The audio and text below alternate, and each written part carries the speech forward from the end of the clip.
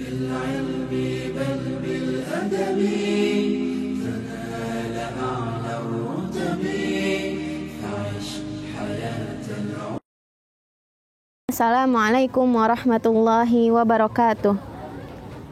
Alhamdulillahirabbil alamin wa bihi nasta'in wa ala umurid dunya waddin wassalatu wassalamu ala Rasulillah wa ala alihi wa sahbihi ajmain amma ba'du. Kaifa halukum anak-anak ustazah?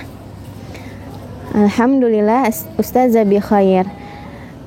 Ya, alhamdulillah pada kesempatan kali ini ustazah akan menyampaikan atau membahas tentang seorang hamba mengenal Rabb-nya. Anak-anak ustazah tahu apa itu Rabb? Nah, makna dari Rabb adalah Ia yang menciptakan, yang memberikan rezeki dan mengatur alam ini. Dialah yang berhak diibadahi semata, bukan selainnya. Kita mengenal Rabb bisa dari ayat-ayatnya, yaitu ada di dalam Al-Quran.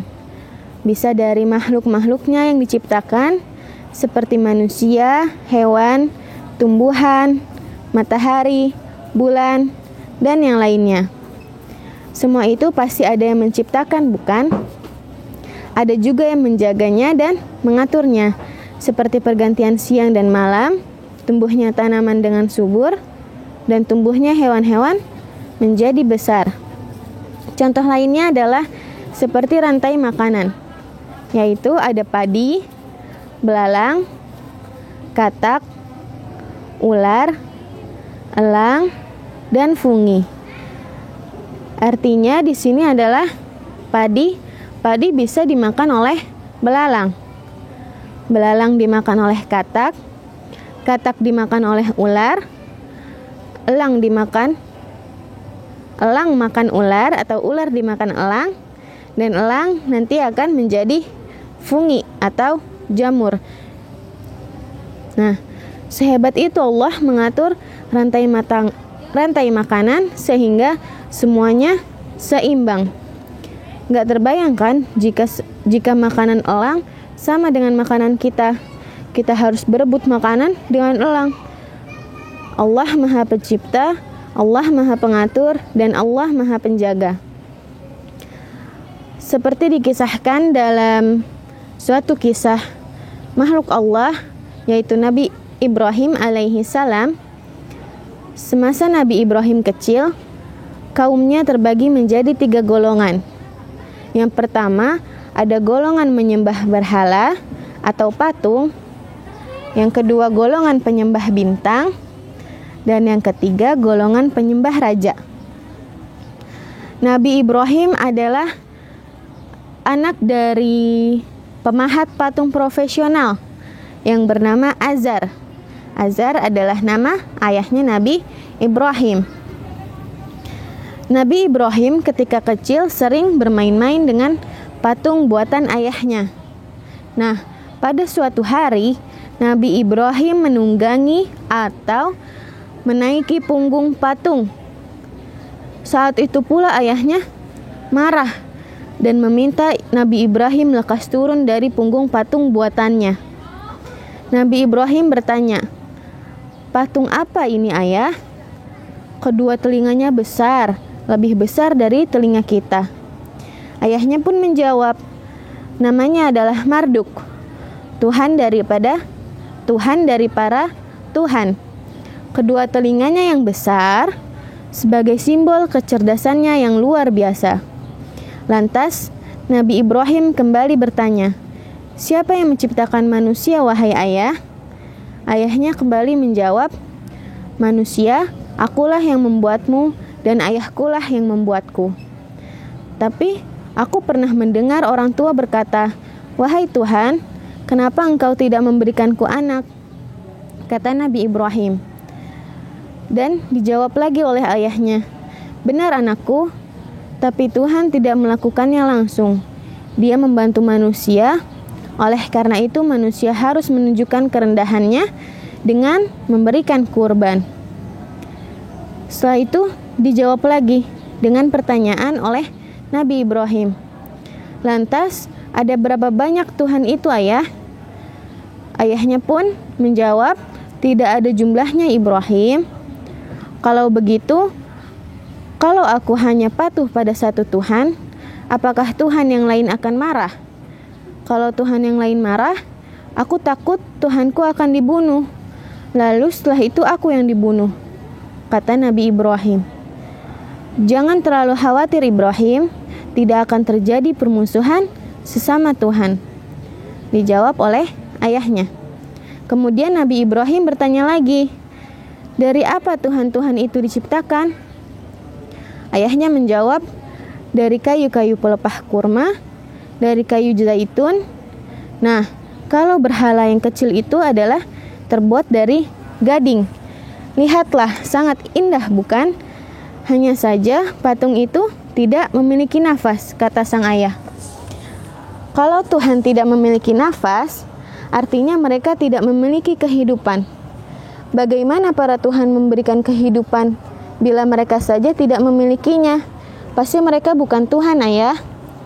Mendengar jawaban Nabi Ibrahim, ayahnya marah dan memukul Nabi Ibrahim. Setelah itu, hari-hari berlalu. Nabi Ibrahim tumbuh menjadi pemuda remaja. Kebenciannya kepada patung tidak pernah hilang, tidak pernah surut. Nabi Ibrahim memperhatikan patung-patung itu tidak pernah makan maupun minum, juga tidak mampu berbicara. Bahkan, seandainya ada yang membalik patung itu atau menjatuhkan patung itu, Nabi Ibrahim yakin patung itu tidak mampu bangkit pada posisi semula. Nabi Ibrahim terus berpikir, bagaimana manusia yang berakal membuat patung dengan tangannya sendiri, lantas setelah itu sujud dan menyembahnya, menyembah yang dibuatnya sendiri. Bukankah yang demikian sangat mengherankan? Tanya Nabi Ibrahim di dalam hatinya. Pada suatu hari, Nabi Ibrahim diajak ayahnya ke mihrab, tempat di mana banyak jenis-jenis dan ukuran berhala dikumpulkan di dalam mihrab tersebut. Semua orang datang dengan pandangan tunduk dan hormat. Bahkan ada yang sampai menangis terseduh-seduh. Nabi Ibrahim justru datang dengan pandangan yang sinis dan menantang, membuat aneh orang-orang di sekitar. Kebetulan di tempat penyembahan itu ada sebuah pesta. Ada juga seorang dukun yang memimpin doa masyarakat kepada para berhala itu, kepada para patung itu. Di tengah keheningan doa, Nabi Ibrahim berbicara kepada dukunnya, "Hai dukun, para patung itu tidak mendengarmu. Apakah kamu juga yakin patung itu mendengar doamu?" Masyarakat yang mendengarnya langsung marah dengan pertanyaan Nabi Ibrahim. Kemudian ayahnya buru-buru membawa Nabi Ibrahim pulang ke rumah dan diminta segera tidur oleh ayahnya. Tapi Nabi Ibrahim tidak tidur. Nabi Ibrahim terus berpikir dan kabur ke salah satu gua. Nabi Ibrahim berpikir mustahil baginya patung-patung itu menjadi Tuhan bagi kaumnya.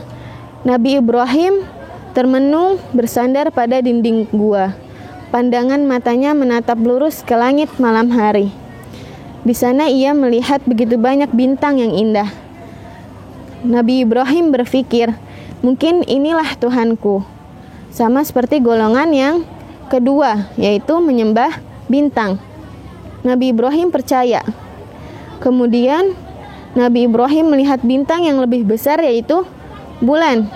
Nabi Ibrahim pun menyerukan kepada kaumnya bahwa Tuhan mereka adalah bulan yang cahayanya lebih terang dari bintang.